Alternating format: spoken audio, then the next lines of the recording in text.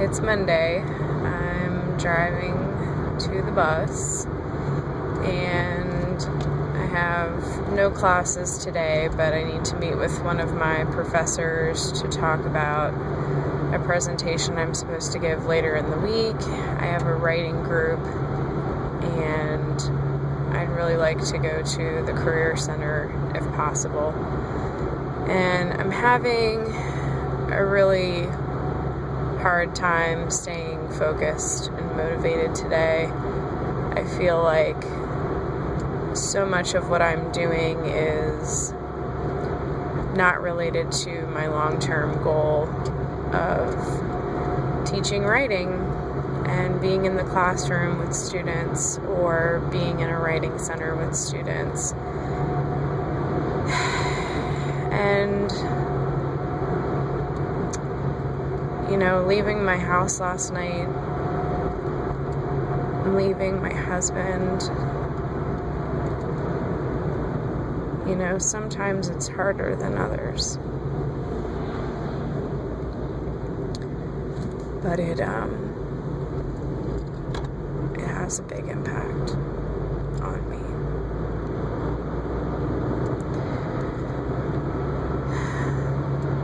I knew this was going to be hard. I knew this was going to be a big decision.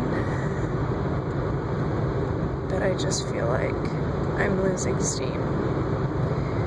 I'm losing the energy to stay motivated with this program. And it sucks because I know that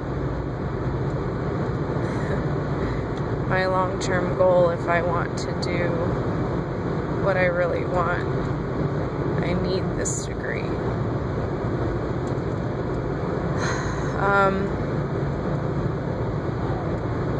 I'm gonna try to make it to the end of the semester. It's the middle towards the end of March, so I'm hoping that maybe by the end of the semester I'll have a little bit more clarity about what I want to do, but right now it feels just exhausting. And I was listening to these podcasts last night, and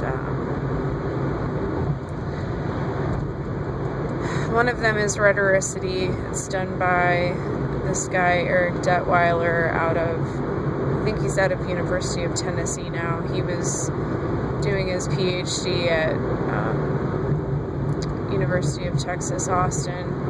And he interviewed this guy, Byron Hawk, who's in our field, and he does a lot of research with,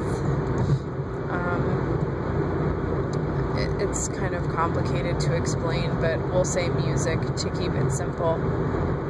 And I listened to that, and I've read some of Byron's work before, and I find it pretty interesting. And then I listened to another podcast from Kairos, which is an online academic journal in my field, and this woman whose name I recognize because she had a call for proposals out earlier last year that I applied to. I wasn't accepted to, but I applied to. And I didn't realize that she did the podcast for Kairos with this other guy. And she she co-presented with Steph Sarasso, who was at UMBC. And they went to this conference in LA and presented, and one of the things that they talked about was the fact that they were the only rhetoric and composition people there at the conference, and that they also, and this was a conference on sound and music and many different collaborations and crossings between that and other academic disciplines, is my understanding. And they said they gave one of the only presentations that focused on pedagogy, and they were sort of worried about it and that everyone in the audience responded really positively and had a lot of questions for them because they both do audio essays in their writing classes, which I find to be really interesting and would love to do if I had students of my own to teach. And they both said that it was so refreshing to have that response from the audience because, in their field, they said, rhetoric and composition focuses so much on pedagogy. We're always thinking about how we can teach this stuff to our students. And I thought, I'm not getting that from my program at all. I don't feel like we concentrate on pedagogy at all. I mean, my modern Western rhetoric course last semester, I thought, yeah, we probably do. But I took a composition theory course, and I thought we would talk a lot about and read a lot about pedagogy. And we certainly read books talking about students and working with students, but I really don't think we discussed pedagogy specifically.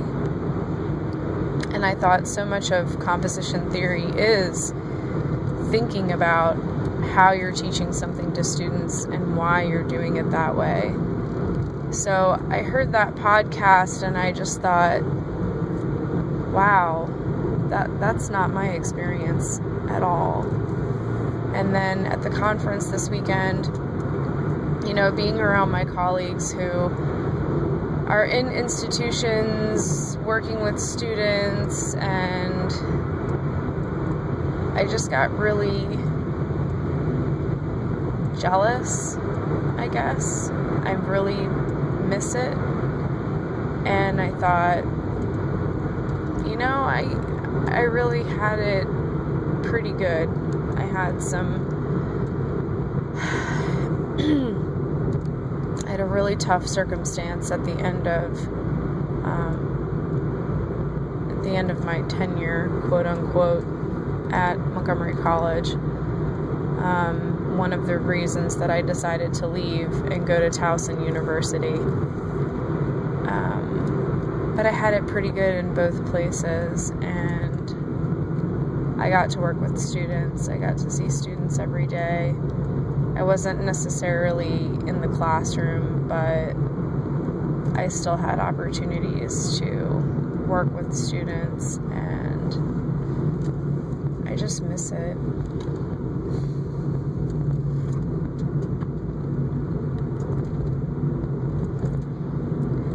I miss it a lot.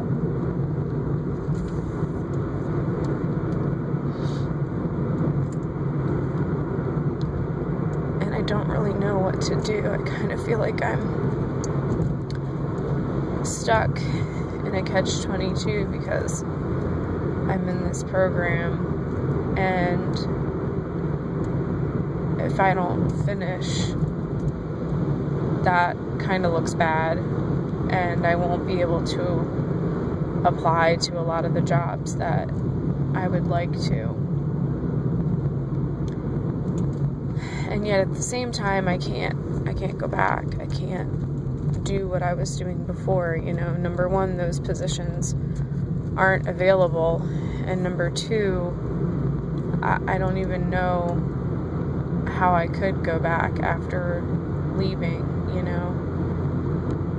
I don't think people would want to have me back. And I found out this weekend that the person who took over my position at Montgomery College is now acting as the interim or the acting manager at the Writing Center because the person who was hired to be the full-time director went on sick leave after Thanksgiving and apparently just has not come back. And recently I wrote to some of my former colleagues at MC who are professors in the English department, and one of them who has moved up to a chair position said, if you had just stuck around, ... And I guess now I'm seeing what she's saying, because that was the opportunity that I was given before, was to be the interim manager at a different campus, and that went up in a fiery cloud of shit. That sounds really bad, but it was not good. It was not good at all. So I just don't know. I don't know what to do. There's a position at a community college that's right near my house back home, but I don't have a master's degree in rhetoric and composition. I have 1 year of coursework in a master's program in Rhet Comp, and I have 1 year in a doctoral program in rhetoric and writing, and I have an MFA in poetry. So that doesn't really, I mean, I have teaching experience. I adjuncted for a while, but I'm just having trouble figuring out how I would position myself to apply, because I've applied at this same institution before and haven't gotten any calls to be interviewed, nothing like that.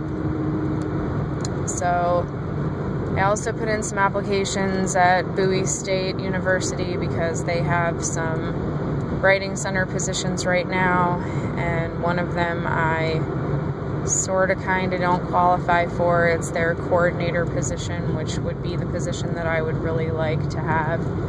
And then they also have a specialist position, which I'm more than qualified for, but pays very little, a lot less than I was making before at Towson and Montgomery College. So I don't know. I'm holding out hope that maybe I'll be called for one of those two positions to have an interview, and then I'll kind of know what is possible going forward.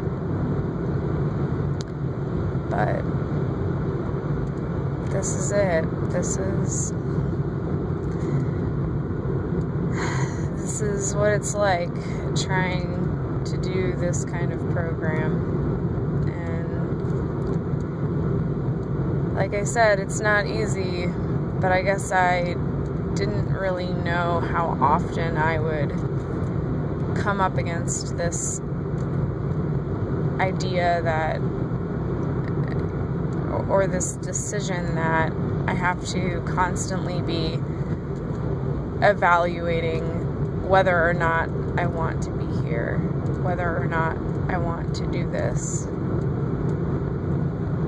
And it's a marathon, and I feel like there's just so much more left to go.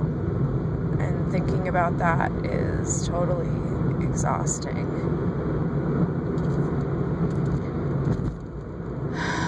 So here I go. I'm gonna go to school, try to do my daily whatever, and try to get through it as best I can, even though I'm behind in my reading schedule for my classes this week since I was at the conference. And that has me stressed. Then on top of that, I have those two presentations and the workshop on Friday that I have to give. And I just don't know how I'm gonna do it all. Something has to be sacrificed, and I'm pretty sure I know what that is, but it still doesn't make me happy to have to do it. Alright. Maybe there will be a tomorrow. Maybe there won't. We'll see. Later.